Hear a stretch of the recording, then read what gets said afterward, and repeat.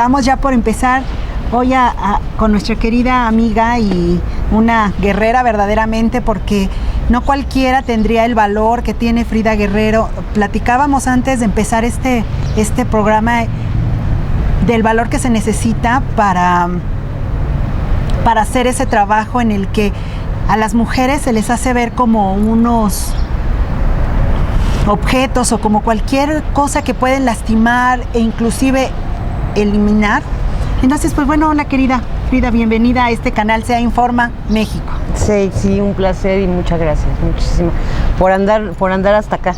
Es que si les digo que nos escapamos, queridos amigos, estamos en la ciudad de Puebla, muy bella Puebla, que todo nuestro país es maravilloso y hermoso, pero no quería perder la gran oportunidad de ver a Frida Guerrero.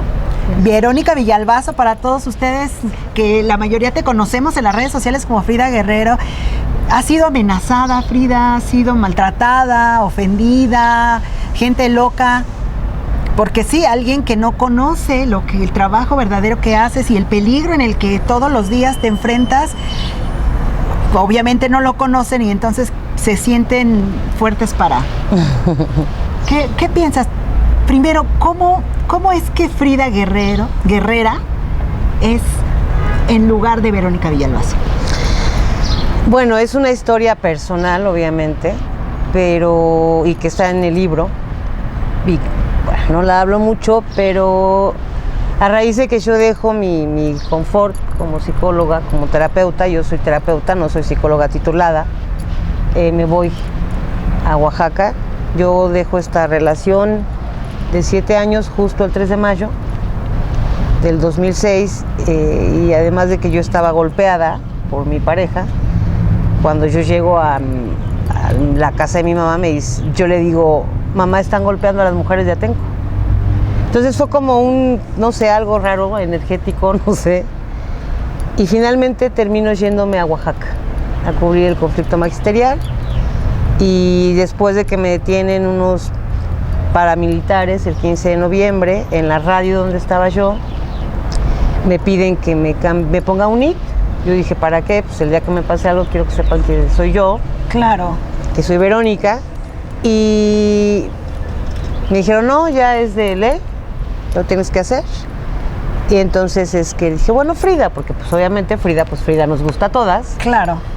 Y ya después, en algún momento de esta lucha, de estar compartiendo todo el tiempo, los ataques, mil cosas que se dieron en el conflicto, el 25 de noviembre se logra la Policía Federal romper este movimiento, y pues yo seguía, me encontraba los comunicados en las banquetas y yo seguía transmitiendo para la radio. Empecé a trabajar en ese momento con Julio Hernández López, con El Astillero, y una de las muchas personas compañeras de la radio, empezó a decir Guerrera. Y entonces nace Frida Guerrera, pero como una sola palabra, una sola persona, ¿no? Como nombre y apellido. Como nombre y apellido. Y es desde entonces que pues prácticamente no me han vuelto a decir Verónica. Sí, Frida Guerrera nace después de esta mujer rota, o en base a esta mujer rota, es que empiezo a formarla y pues nació. Frida Guerrera aprende que a las mujeres las golpean, aprende que hay injusticia social, aprende muchas cosas, porque para formar a Frida Guerrera, pues fue armar de muchas cosas. ¿Es difícil ser Frida Guerrera? Sí, es muy difícil. ¿Por qué? Cuando yo llegué a Oaxaca, obviamente, pues después de esta situación personal, yo lo que menos quería era tener relaciones sentimentales con nadie. Claro. Alguna vez alguien me decía, te hiciste un búnker. Y sí, yo decía, es que no tengo tiempo de tener novios porque tengo mucho que hacer, ¿no? Como era estar coberturando el tema desde pederastía en un colegio muy prestigiado en Oaxaca, claro, hasta pues el tema triqui, y ser Frida implica ser fuerte, que claro, quien te busque o quien te vea siempre fortalecida. Y pues obviamente cargar a Frida pues es muy difícil, es muy muy fuerte, porque además tiene que ser todo el tiempo ecuánime, no se puede, solamente se descoca con su familia, con el colaborador, con alguien más cercano, ¿no? Sí, pero muy poca gente conoce esta parte débil de Frida Guerrera. Fíjate, bueno, no débil, más bien humana, ¿no? Porque de repente creemos que ser vulnerable o tener un momento de tristeza, pues no te lo puedes permitir, pero bueno, Frida Guerrera es como una heroína, para los que no lo saben, y bueno, pues ya nos contaste qué difícil o qué fácil o cómo es ser Frida Guerrera, pero tú empezaste la lucha contra el feminicidio.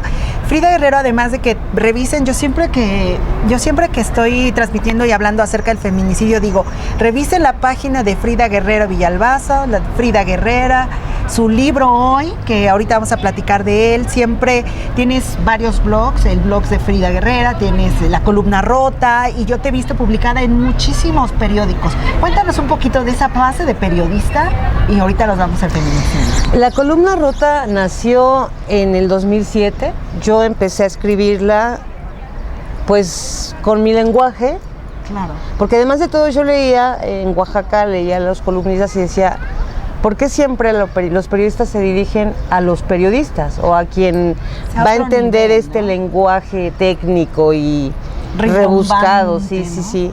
Y entonces yo empiezo a escribir desde un lenguaje muy ciudadano, muy de a pie, muy arrabalero, muy yo. Y pues yo mandaba la columna a todos lados y nada más la publicaba obviamente yo en el blog. Claro. Pero muy poca gente se interesaba en la columna. Después, poco a poco, como que dijeron, mira, me empieza a publicar el periódico Noticias, Voz e Imagen de Oaxaca, en impreso.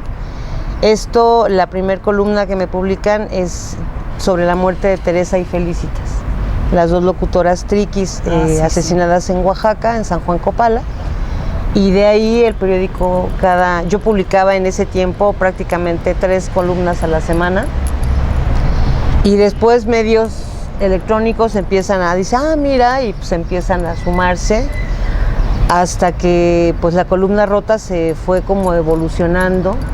Me decía una compañera oaxaqueña, Marta Izquierdo, maravillosa mujer y periodista, me decía, ella me conoce desde el 2008 y me decía, si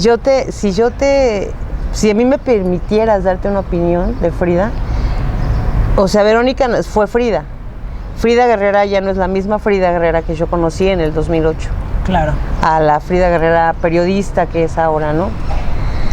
Me costó mucho porque además de todo fuimos como los precursores del tema de los medios digitales, cuando sufríamos por transmitir en vivo, cuando teníamos que mandar en tiempo real los videos, cuando usábamos cámaras de rollo y entonces teníamos que ir a buscar que nos digitalizaran las fotos. O sea, fue el nacimiento de los medios digitales en aquel momento, en el 2006, pero conforme ha ido pasando el tiempo, pues obviamente yo he ido evolucionando. El blog sigue siendo el mismo de hace 11 años, 2007 claro. Nace el blog y el blog sigue igual desde hace 11 años. Igual, pero desgraciadamente con historias nuevas, historias terribles, porque el feminicidio en México, que es un tema que ha existido siempre, que es un tema que tú lo has hecho visible, pero eso no quiere decir que no haya pasado antes, que la violencia, que esta cultura que tenemos que erradicar todos en conjunto, hombres y mujeres. Pero cuéntanos algo interesante. Bueno, ya tienes el blog, léalo por favor. Y yo sé que quizá no tengan hasta en algún momento el valor de leer todas estas historias, pero has hecho algo que pareciera imposible.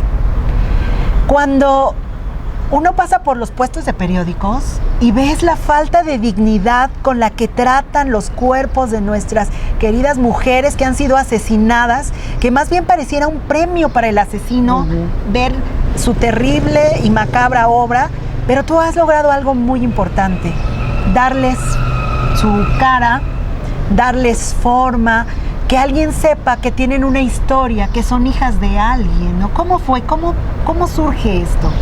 Cuando empiezo yo con el tema del feminicidio, Ceci, fue después de un periodo de quedarme tuve que bajar mi perfil después de...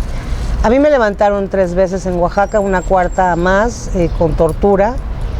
Yo me alejo un poco, pero no me alejo del todo. Sigo coberturando el tema Triqui, en la del desplazamiento. Gracias a eso se dan las medidas de cautelares a 135 personas por parte de la Comisión Interamericana, gracias a ese trabajo de documentar todos los días, de estar viendo qué estaba pasando. Y pues tengo que bajar el perfil después de que asesinan a un líder, al líder que era el responsable de este grupo paramilitar que estaba desplazando a la gente en San Juan Copala. Y entonces empiezan las amenazas por parte de este grupo y me sacan de Oaxaca. Al momento de que me sacan de Oaxaca, pues yo voy a la Ciudad de México, donde la ciudad es segura, donde todavía era segura. Ajá. Antes de Mancera. El gol político, perdón. No fue gol, perdón. Pero dicen que antes, ¿no? Y es entonces que me dicen, ¿puedes regresar a Oaxaca? Porque pues bueno, para mí Oaxaca, yo no soy oaxaqueña, que afortunadamente mucha gente que escribe de mí dice originaria de Oaxaca. Yo no soy oaxaqueña. Paisanas somos. Pero Oaxaca es mi segunda madre, es mi madre tierra y ahí pasé muchos años y la quiero mucho. Y me decían, puedes regresar a Oaxaca, pero bajas tu perfil. Y abrazada desde aquel momento de mi jefe antes de ser gobernador, de Gabino Cue, pero con la claridad de que pasando esto yo me tenía que salir. Claro.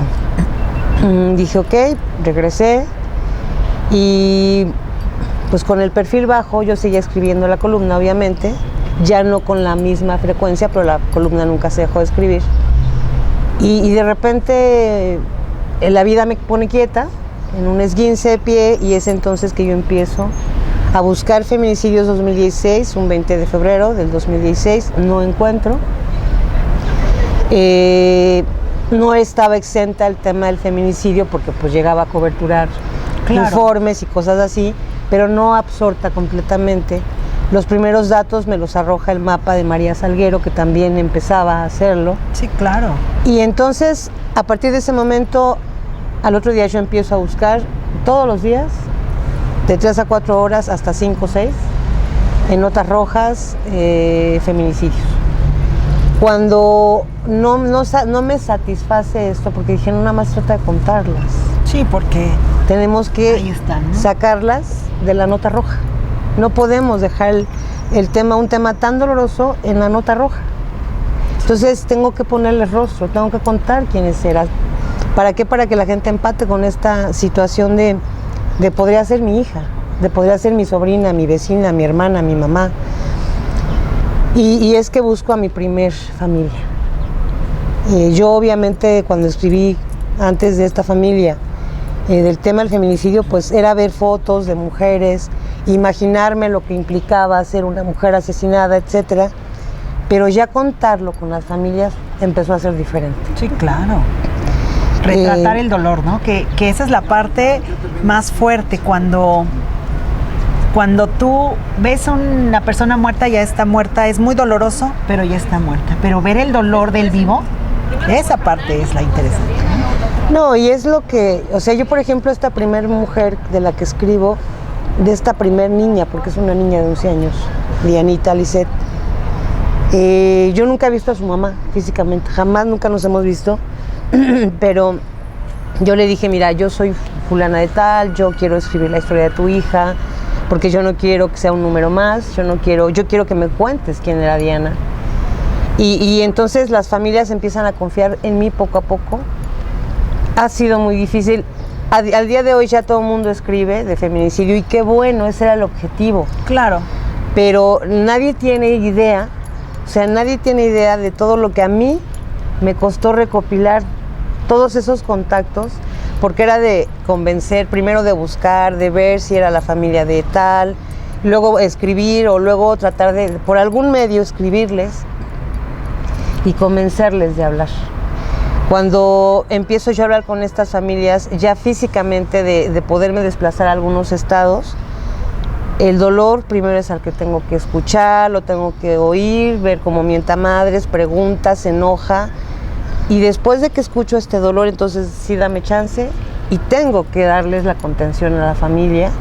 Esto a mí obviamente me ayudó mucho lo que hacía yo antes de dedicarme a esto. Y yo le digo mucho a la gente, no nada más es una entrevista periodística. O sea, yo he llegado a tener entrevistas de hasta 8 horas. Claro. Porque tienes que abrazar, tienes que contener, tienes que... Y mi atención es 100% para ellas. Y además de eso, en ese momento que yo contacto con una familia, ellas saben que yo ya no me voy a ir de su vida. Claro. Porque además es preguntar cómo está el tema legal, qué te han dicho esto, sabes que tienes derecho a esto. Esa es la parte más interesante. Escribir de feminicidio, pero el acompañamiento de las víctimas, el que te den su tiempo, su solidaridad, que te den, no sé, ese espacio y todo lo que hemos comentado que tiene que ver con esa empatía al dolor, eso no te lo da cualquiera, ¿eh? Pues ha sido muy, muy difícil porque pues yo no soy abogada. O sea, al principio que yo empiezo a hacer esto era muy sí, exhibámoslos y pongámosles nombres y rostro también a los asesinos. Condenados, claro. Pero cuando llega a mi vida una abogada y me dice, Fri, estás abonando, que es la abogada Daniela Meléndez, que es la abogada de Frida Guerrera y de todas las mamás y familias que tenemos, Fri, estás abonando a que los liberen. Claro, entiendo esa parte. Y entonces yo así de, no, pero es que tenemos que... No, Lo que pasa es que nuestras leyes pueden exhibir un cadáver, ese no importa, pero no pueden exhibir al asesino, porque ese sí importa. Exacto. Este es el pequeño detalle que se les ha escapado a los legisladores y todo esto, ¿no? Que de hecho ya no sé si hay una ley que regula ya el tema de que no puedes exhibir cuerpos tal cual. Y lo que hacen, o sea, según ellos, por ejemplo, el presidente que a mí me indignó de sobremanera, una mujer que fue encontrada en Valle de Chalco, que la ponen tal cual, como la dejaron, con las mordidas, o sea, yo les decía, era tan fácil poner nada más el tatuaje que tenía en el brazo, sí, y ya. Pero no, todo el mundo la exhibe. Y otra cosa, en redes sociales, como nos sentimos tan libres, ¡pum!, páginas y páginas y páginas compartiendo la imagen de esta mujer. A mí me llegan todas esas imágenes cuando se encuentran y jamás nunca voy a exhibir a una mujer así. ¿No? Porque creo que nuevamente la asesinamos, la revictimizamos y a mí por lo menos no me gustaría ver a alguien que amo en las redes sociales tal como la dejaron. O sea, creo que hay una cosa que se llama ética, que se llama respeto, empatía al dolor.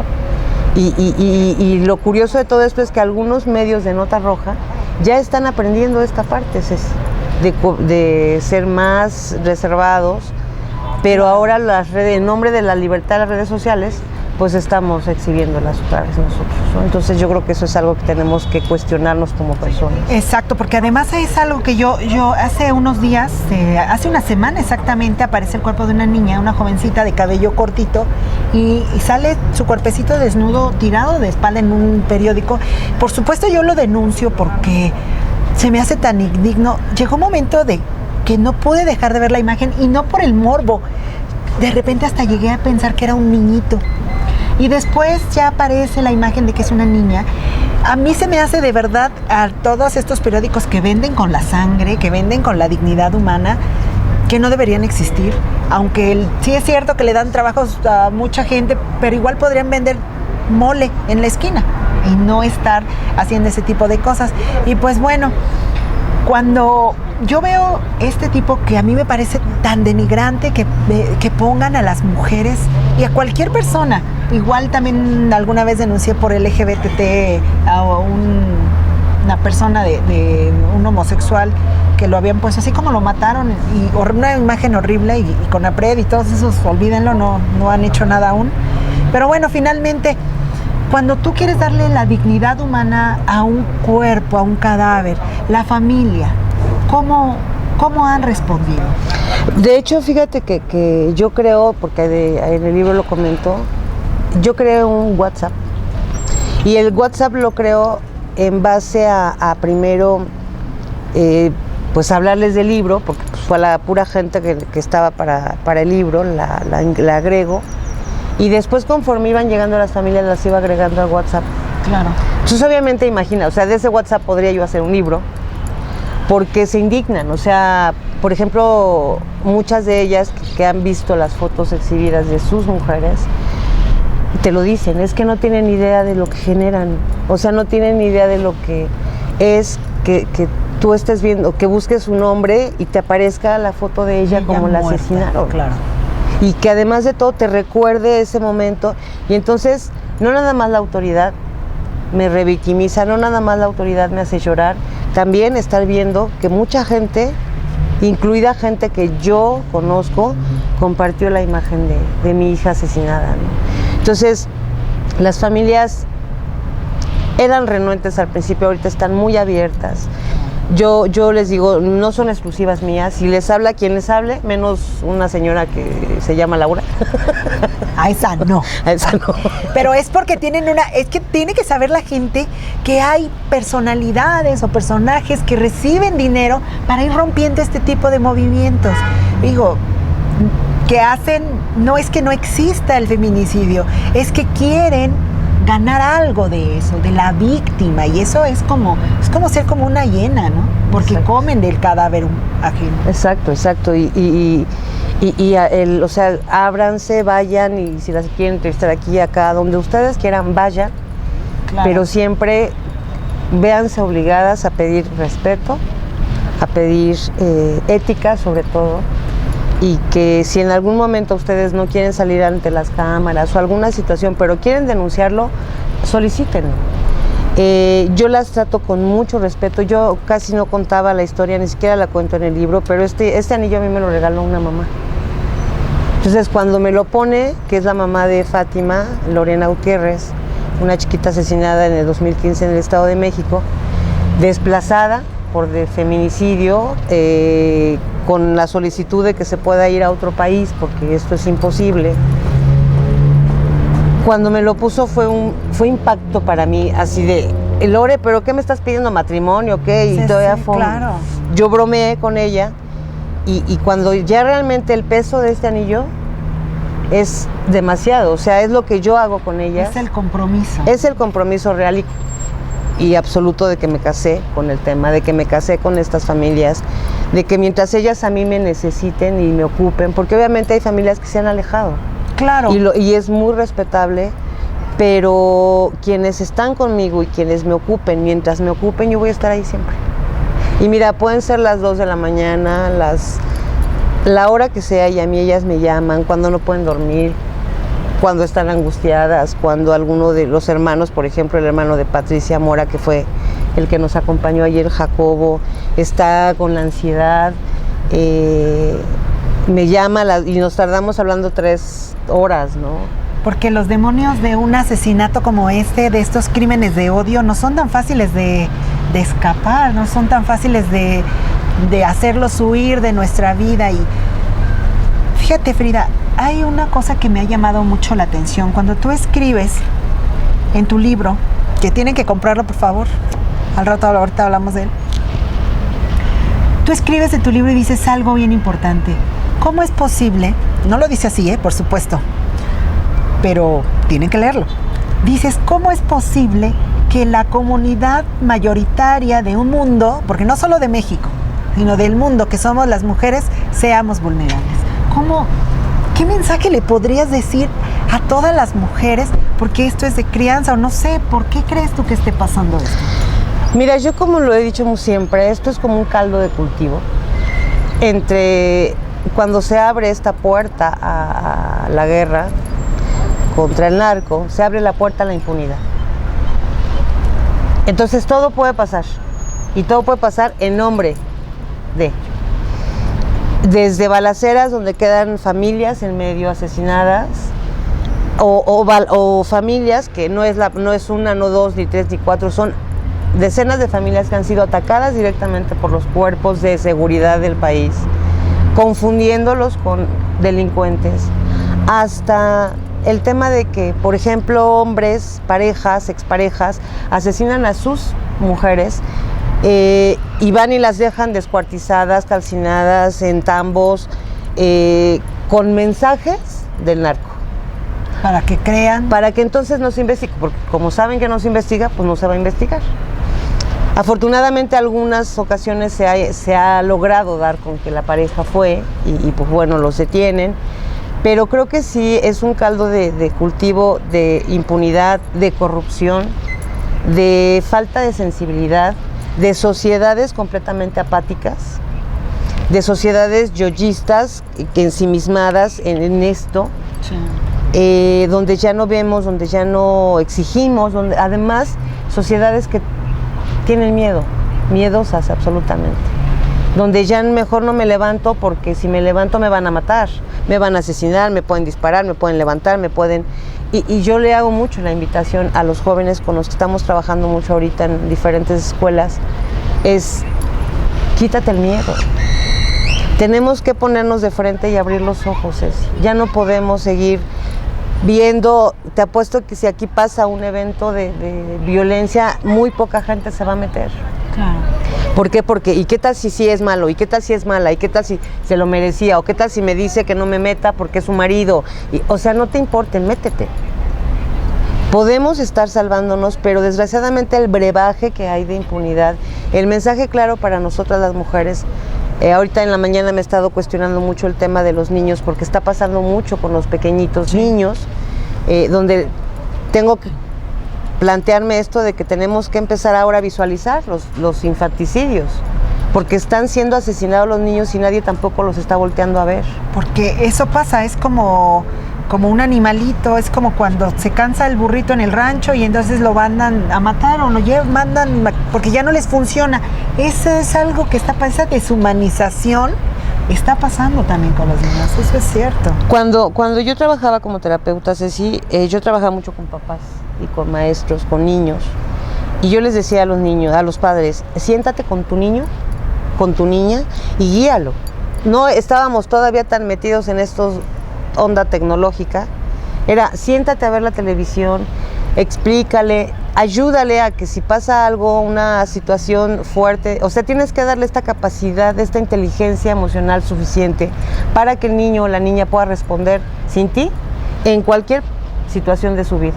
Y entonces, ya hablando pedagógicamente, Piaget hablaba del abanico de oportunidades que tienen los niños y que tienes tú que enseñarle a que tiene todo este abanico y opciones, consecuencias buenas, no buenas, a cada acción que pueda cometer.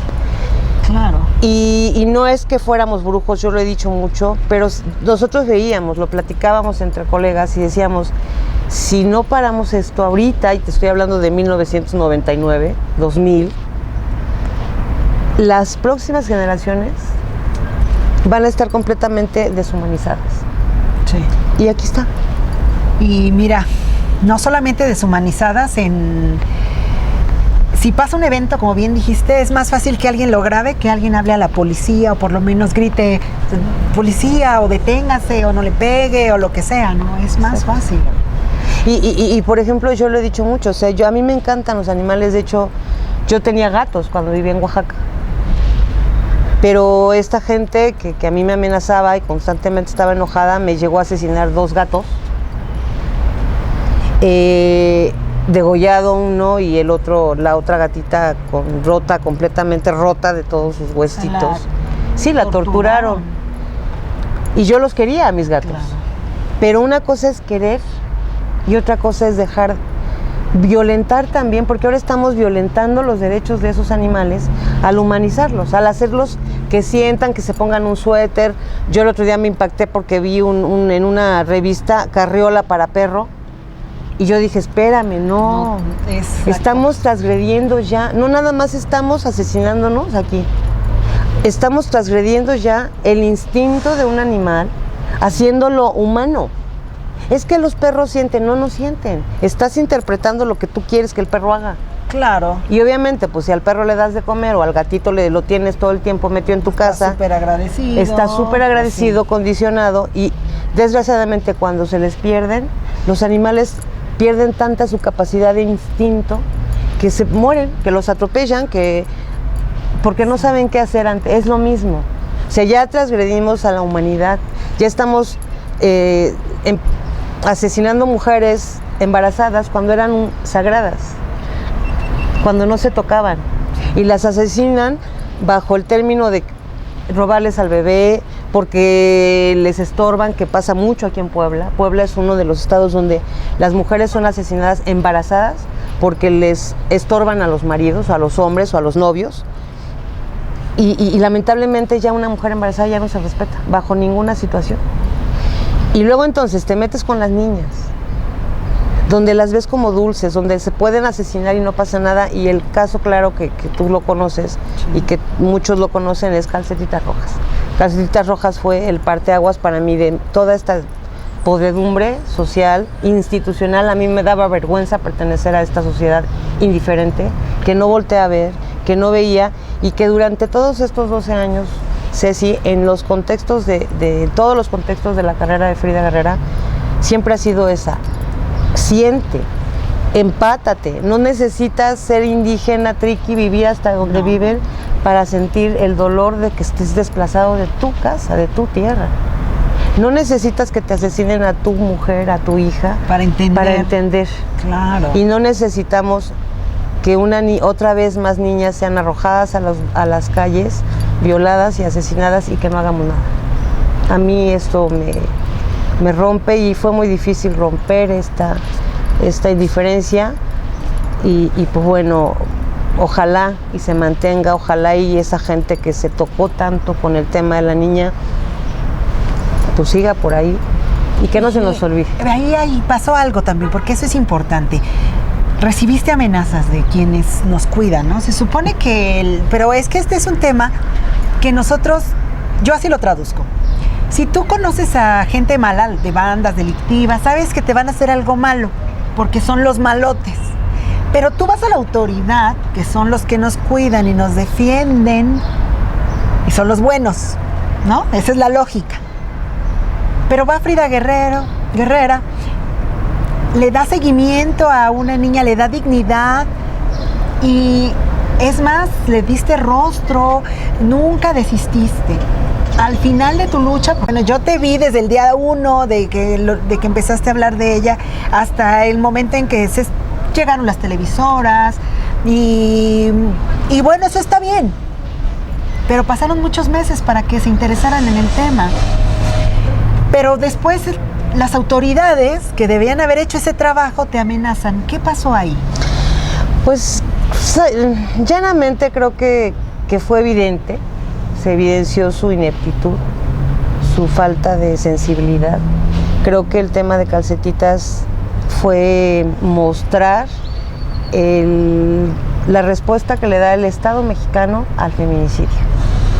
Falta de interés, abandono, falta de investigaciones, también una falta de recursos humanos que yo palpé en la gente de abajo, de la que se chambea y se jode y se avienta hasta 48, 72 horas sin dormir, tratando de buscar a esta gente o sea, sí hay gente que trabaja, sí. Claro. Y que yo lo reconozco, y se los dije en algún momento, cuando ya tengamos que decir sus nombres los diré.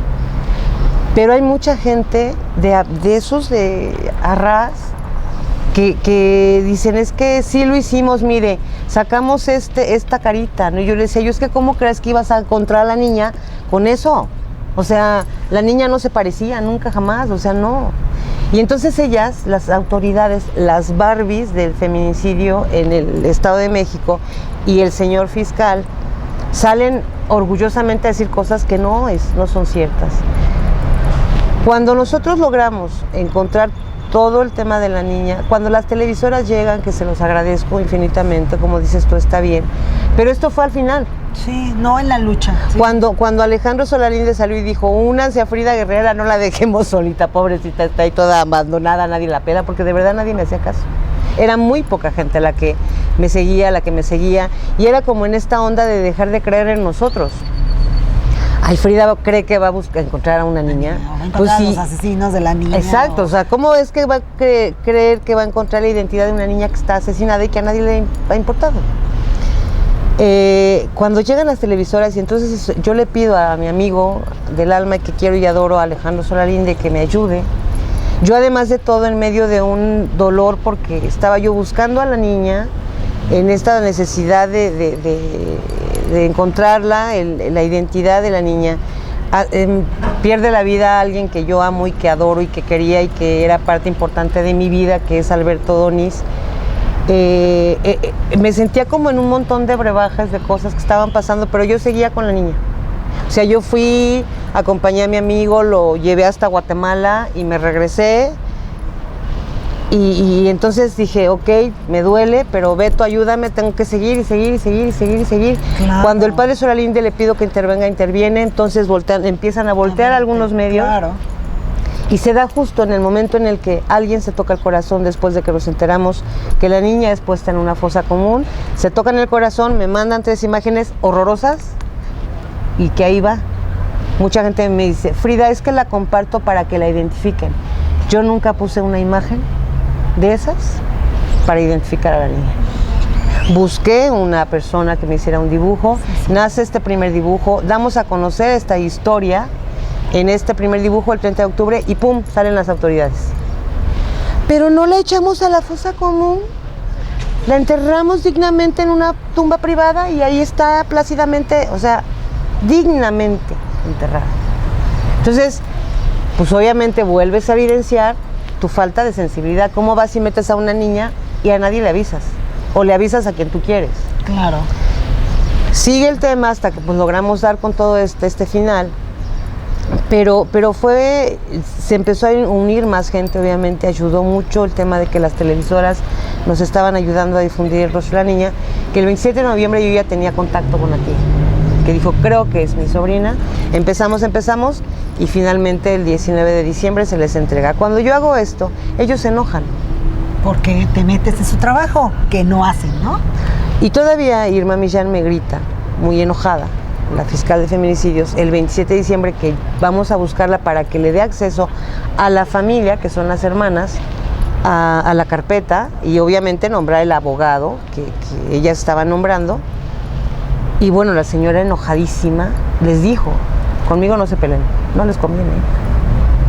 Y entonces voltea y me dice, esta señora, activista, periodista, no sé qué es, tú exhibes a las víctimas. Y yo me empiezo a reír y le digo, señora, si ustedes hicieran su trabajo, yo no tendría por qué estarle dando voz a una familia que no la pelan.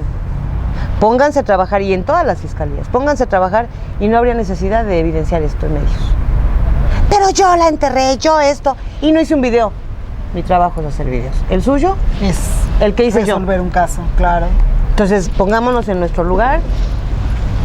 ¿Por qué se enojan? Porque pisas callos, porque los evidencias, porque les gusta que creamos sus historias, porque el punto es que ellos pueden salir y decir, ya lo resolvimos. Es como los que tantos gente en la cárcel que pasaba por ahí, agarra ese porque ya la tele está sobre nosotros y dicen, este es nuestro culpable, y nosotros tenemos que creerles. Pero si sale Frida Guerrera y dice, no, ese no era, es aquel, entonces se sienten ridiculizados por querernos engañar. Exacto. Este es el punto. Así es. Y pues bueno, ¿y cómo va? ¿Ya se tranquilizaron? ¿Estás en el mecanismo? ¿Te están cuidando? Sí, sigo integrada al mecanismo de protección. Bueno, yo nunca he creído en el tema de las instituciones, pero sí en el momento de que a mí me violentan esta Legión Hulk, para no normalizar, porque mucha gente me decía, son digitales, no te van a hacer nada. Pero yo lo he comentado mucho, Ceci. El día que yo estaba haciendo mi transmisión y empezó a llegarme toda esa serie de ataques, claro, me sentí exactamente igual de vulnerable que el día que me estaban quemando. Por supuesto. Y además más, porque no sabes de dónde. Lo que te voy a decir es que el desconocimiento te hace más vulnerable.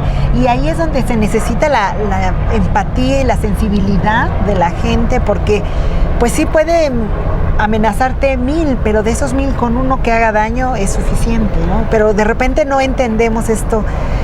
Bueno, pues ya pásala. Y te pregunto esto porque nosotros creemos, y yo lo he dicho mucho en los programas que hemos hecho del tema de feminicidios, del tema de la violencia de género, el que te tengamos presente a Frida Guerrera. ¿Por qué? Porque el día que no te veamos es que algo está pasando, es que algo...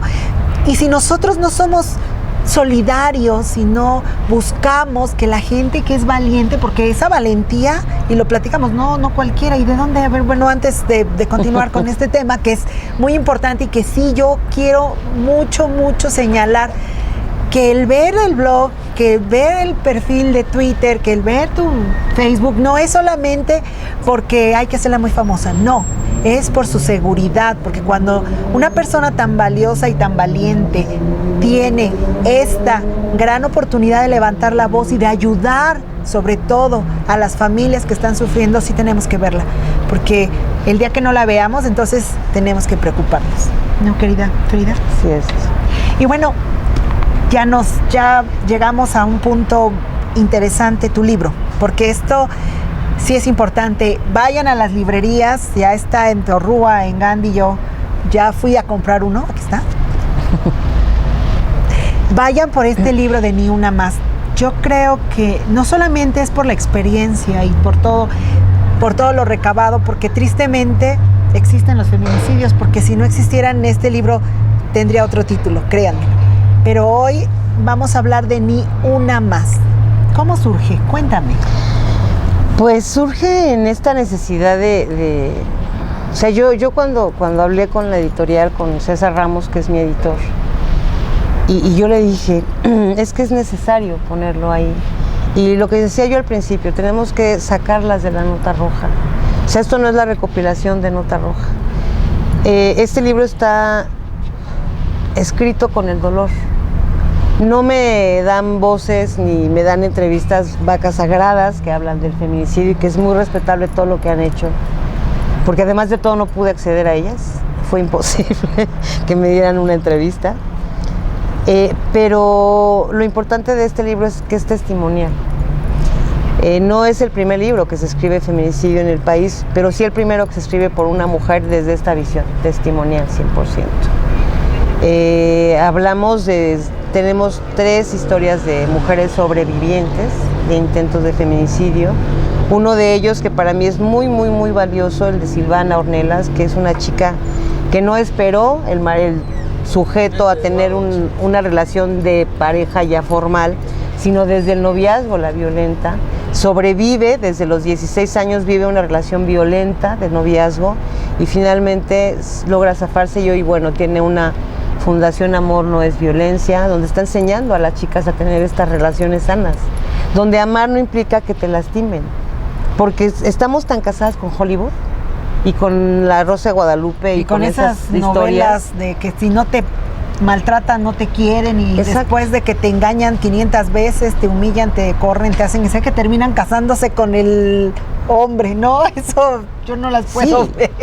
O que te tiene que engañar y tienes que pasar una serie de sufrimientos de que tú una rival o sea, a mí me alarmaba hace unos días y yo lo platicaba en alguna entrevista, que leí un artículo que comentaba que los niños, el programa que más se ve en la televisión mexicana es La Rosa de Guadalupe.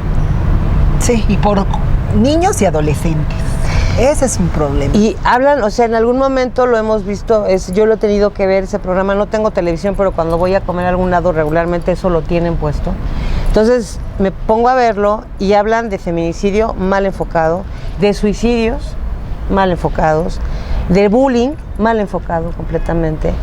Y eso es como están creciendo nuestros niños. Entonces, si así estamos alarmados, bueno, yo no quiero pensar, si esto no lo paramos, si esto como sociedad no hacemos un alto, va a seguir y a seguir a seguir. Por eso la necesidad de esto. Cuando yo le hago la propuesta al editor, me dijo, pues vamos a ver, Frida, esperemos que le interese la editorial. Honestamente, algo que a mí me ha pasado durante todos estos años es que yo nunca, yo pongo en la mesa las cosas y espero. Y sigo haciendo lo que tengo que hacer. Claro. Cuando me dijo, Frida, aceptaron tu libro. Yo no sabía, les notifiqué a todas ellas. Yo no sabía si decirles, si llorar, decirles felicidades y decirme a mí misma qué bueno, porque decía yo, es que esto no debería existir. Ese es el punto a lo que iba. Yo recuerdo mucho al padre Chinchachoma, que bueno, en mi muy adolescencia yo lo conocí, al padre Sanuso, al padre, hacía varios padres con los que trabajamos pastoral social, Y él decía algo bien interesante, él decía, yo quisiera cuando abre su albergue, él decía, a mí me gustaría quebrar, que esto terminara por falta de clientes, ¿no? Y hoy con los feminicidios, ese es el punto. Que el siguiente libro fuera Cómo quererse más, manual del autoamor, y no más feminicidios, ¿no? Que eso sería lo ideal en el mundo. Pero yo de hecho, para cerrar, o sea, elegir los 50 feminicidios que estamos manejando aquí fue muy difícil, porque había muchas historias, muchas. Hay 2 casos de mujeres desaparecidas, que es la antesala del feminicidio, que siguen desaparecidas y que sigue sin saberse absolutamente nada de ellas. Y que lamentablemente eso, o sea, lo que aquí está escrito es esas noches en vela, es esas preguntas de dónde estás, es la historia de estas mujeres que nos arrancan, que nos quitan estas niñas. Hablo de los huérfanos, que ahorita hay un movimiento ya que se está dando por parte de una persona, una mujer, con el tema de los huérfanos, pero nadie los había volteado a ver.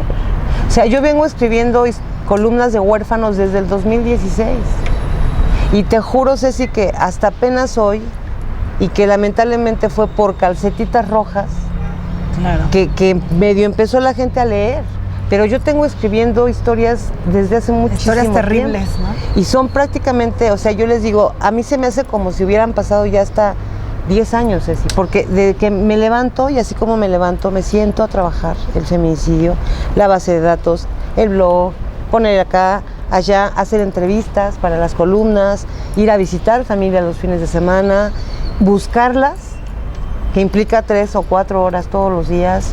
O sea, todo el día, todo el tiempo estoy en el tema. Entonces, obviamente, yo no me puedo dedicar a otra cosa. Cuando yo empiezo con esto dije, pues ni modo, le dije a mi compañero y colaborador, ¿le vas a entrar? Porque no voy a trabajar, y entonces tú te vas a tener que hacer cargo de todos los gastos. Claro. Y me dijo él, pues le entro, ¿no? Entonces nos hemos visto en situaciones económicas muy apretadas, pero no nos importa, porque el tema es esto, o sea, sacar esto, plasmarlo aquí. Para mí, cuando yo vi el primer libro, me lo dio mi editor, yo lloré y dije, no soy yo, no es Frida, son todas ellas. Son todas las víctimas indirectas y todas las víctimas directas de feminicidio, ¿no? Y que lamentablemente Ceci se convierten en víctimas directas porque no tienen idea de verdad de todo lo que asesinan.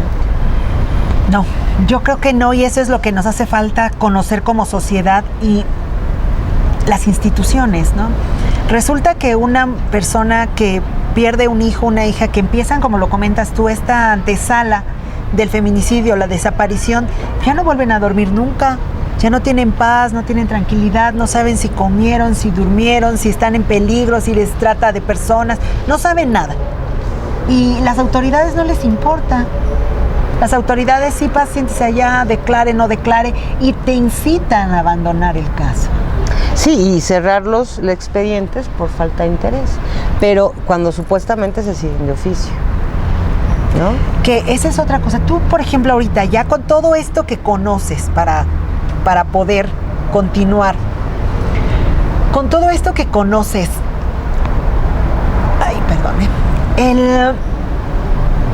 ¿qué recomendación podrías darle para para ahora los nuevos legisladores, para el tema de feminicidios legalmente?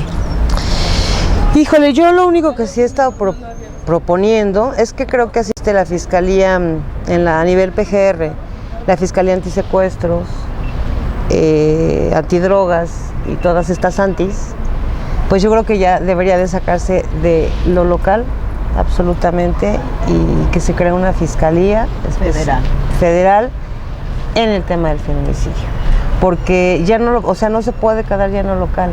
Lo grave de todo esto es que hay tanta corrupción en todos lados. O sea, en Guanajuato tenemos un caso espantoso, que el papá, porque ahí es el papá el que está luchando, porque dijo, a mis mujeres, a las que me quedan vivas, las guardo. Las cuido, ¿no? Las cuido, que ellas no se metan, que no les duela lo que yo voy a hacer. Entonces él empieza hasta que detienen finalmente al presunto, y ha estado en una lucha absolutamente encarnecida, trágica, de no voy a permitir que lo liberen. y he estado enfrentando jueces corruptos, MPs corruptos. O sea, la corrupción es tan grande que ya no se puede quedar en lo local. O sea, quien llegue, yo no sé quién sea, ni los legisladores tienen que voltear a ver también el tema de justicia para adolescentes, porque los adolescentes no son realmente castigados por el delito, son castigados. Un adolescente que se roba unas pepitas es castigado igual que un adolescente que planea y asesina a la novia adolescente, ¿no? O a una familia, porque aquí pasó en la Ciudad de México. Sí. Entonces, yo creo que hay mucho que tienen que hacer, pero primero que nada yo siempre les digo esto, que lean. Y que dejen de normalizar la violencia, porque el punto es cuando nos acostumbramos a que es normal que llegue alguien y te pegue y todos pasan y te pegan, pues, es lo normal, y si no te pegaron, pues entonces ya no es normal, ¿no? Exacto. Y yo les digo, pues los legisladores, del presidente, presidenta o quien llegue, pues que lean el libro. Ahí se van a dar cuenta de muchas cosas. Que lean el libro, y esto no es una publicidad, ojalá no existiera, de verdad, y no es por el libro, es por el tema, porque las mujeres que están siendo asesinadas y muertas, y los hombres que están haciendo estas atrocidades y que se ven cubiertos por el halo magnífico y magnánimo de la impunidad, no lo vuelvan a hacer. ¿Qué más decir a las mujeres, Frida? ¿Cómo cuidarse? Ayer vi, porque yo la leo, soy su fan número 1, que dijiste, es viernes, cuídense, avisen donde estén, tengan un plan de escape, un plan. ¿Qué puedes recomendarle a las mujeres de México, del mundo? Pues eso, o sea, primero, como están las cosas, me decía alguien, ¿tú crees que en algún momento se recomponga esto? Sí creo, pero nos va a costar mucho. Claro. En lo que eso sucede, yo les digo, pues utilicen estos telefonitos para las cosas importantes, servibles. Claro. Compartan la ubicación en tiempo real con tu mamá, con alguien que tú confíes ciegamente que no te va a lastimar y que en el momento en que tú la necesites, como el mecanismo.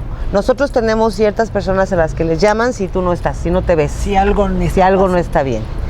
Así, tenemos que crearnos todas estas medidas de protección, de ok, salgo y yo lo puse así, o sea, si comparte tu ubicación en tiempo real con tu mamá, si no hay mamá, aquí estoy.